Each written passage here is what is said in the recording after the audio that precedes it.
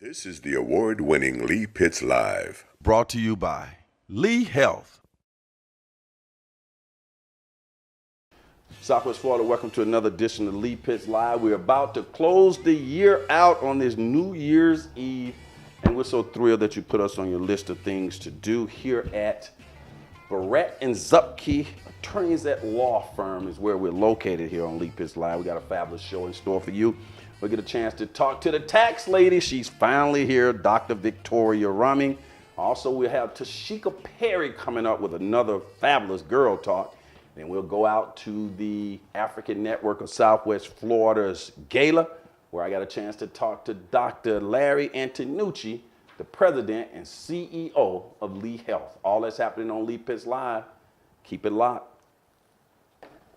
Southwest Florida, I'm all smiles because I know that I got a person here that you are going to be interested in knowing more about what she does, because that time of the year is approaching.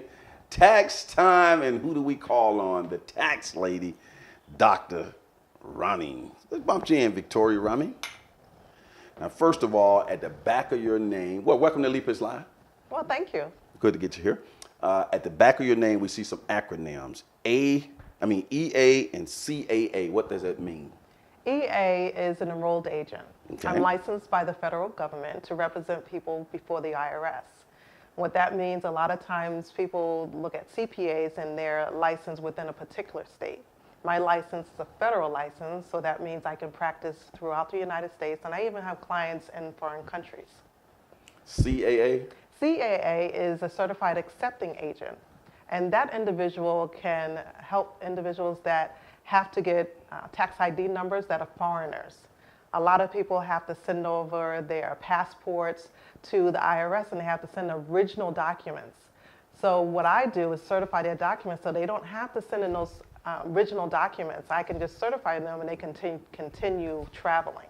Mm-hmm. Now, so essentially, those acronyms say that you're big time. You got your certifications, you can go anywhere in the state, and we're talking to an expert. That's what we like on the show. Congratulations on getting all those certifications. Well, thank you.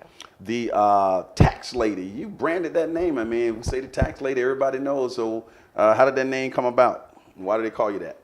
Actually, a lot of people call me that because they get in trouble with the IRS. Okay. And they do not find out what my name is. They just say, go see the tax lady. She'll help you out. So they don't figure out what my name is or anything. They just figure, okay, this is a tax lady and she can get me out of trouble. What's your background? How'd you get into the numbers? I started taking accounting classes, believe it or not, in high school. I have a high school teacher that was decided that he saw something in me. Okay. And he decided to go to the administration and start an accounting class just for me. So I was the only person in that accounting class. So from there, I took accounting in high school, and then I went to college and took accounting. And I went to his alma mater. That sounds like a book. But don't just say his alma mater. Tell us where you went to school. I went to Hofstra University in Hempstead, New York. Okay. I'm originally from New York. All right, excellent. The when you're out there right now, it's close to the end of the year. I mean, tomorrow will be the new year. What are some things businesses need to be honing in on going into the next year, making sure that they're on tap for their tax season? The biggest thing is record keeping. You want to make sure your records are in place. A lot of times what I find, clients do not know where the beginning of the year went. So they don't have their records from January to June or January through July, and they're scrambling to get their records together. And then others, they might have like bank statements and receipts, but you really need to put it in a spreadsheet and not have things all over the place. Mm-hmm. So that is very important. Do you find that most people don't do that? Yes, I do. And believe it or not, when I was in college, they used to tell me that people would come in with shopping bags and shoe boxes, and I didn't believe it, but it is true. But you're able, with your company, you're able to get them organized. You got the different types of programs too that you can train them on. Oh, absolutely. Bookkeeping stuff. We do bookkeeping and we also do accounting. Okay, great. What is the greatest pitfalls you've seen with entrepreneurs, business people? The majority of individuals that want to go into entrepreneurship, they determine that they can do their job very well.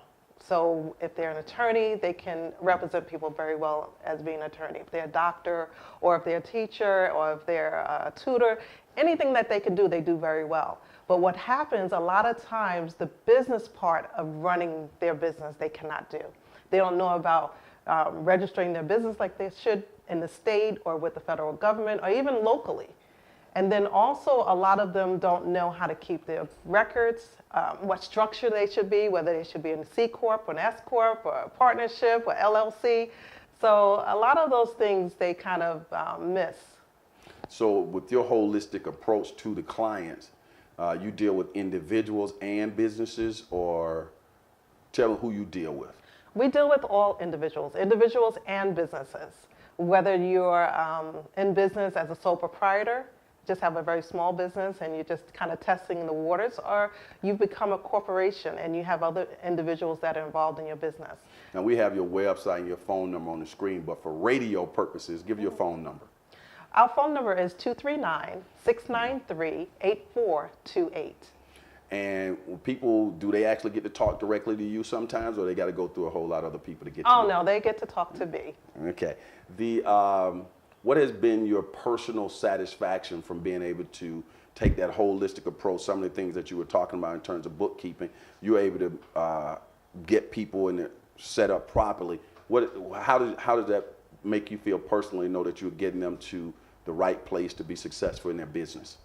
It's a great feeling. I have individuals that started out just working for other individuals and feel like, oh, wow, you know, I can do this job very well. And they started out making maybe $25,000 a year doing that particular job. And now they're making $500,000. I've had other clients that wanted to purchase their own building for their business. They've done that. So I'm able to help them grow their business and also keep their records. And so they're able to use their financials to get loans, to purchase other businesses, and also assets. And people, when you go to get loans and things of that nature, when you're organized and your records are kept properly, that impresses people. I'm saying that from my days as a bank vice president. So that's good that we have you out there doing that. Mm-hmm. The IRS, when we hear that name, IRS, we get nervous. Yes. Do you get nervous? Oh, absolutely not. Oh my goodness. Oh, you ready for them? Oh, we go toe to toe. Okay. Oh yeah. Talk about how you your experiences with the IRS.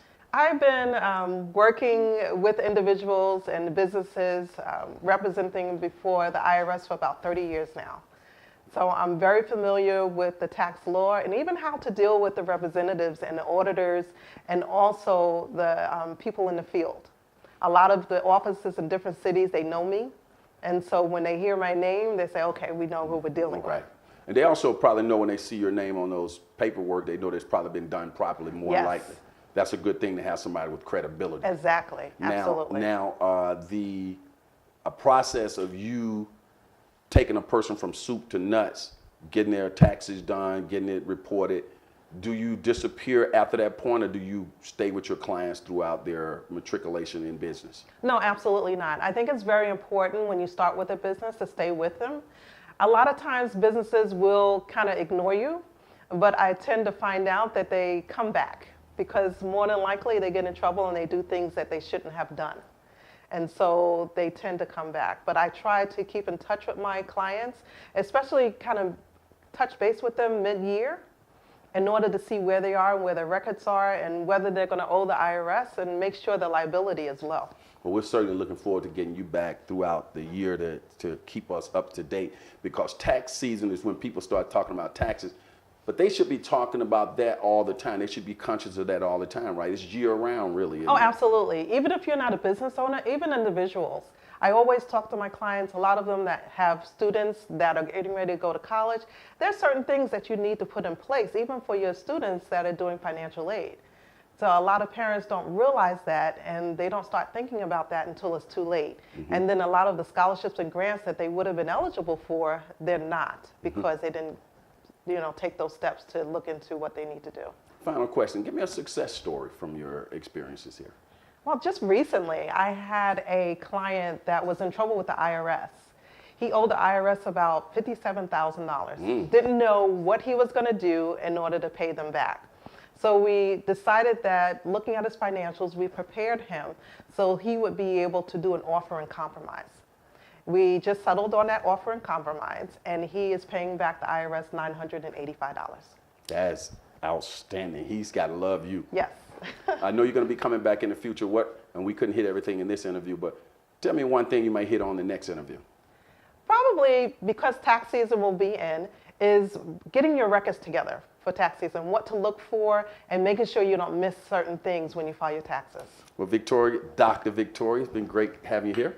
Dr. Rummy, we look forward to getting you back in the future, okay? Thank you, I appreciate that. All right, stay right there. The saying goes on this particular show, for those who say it can't be done, they're usually interrupted by those like the tax lady who are doing it. When we come back, Tashika Perry will be on tap. Girl Talk.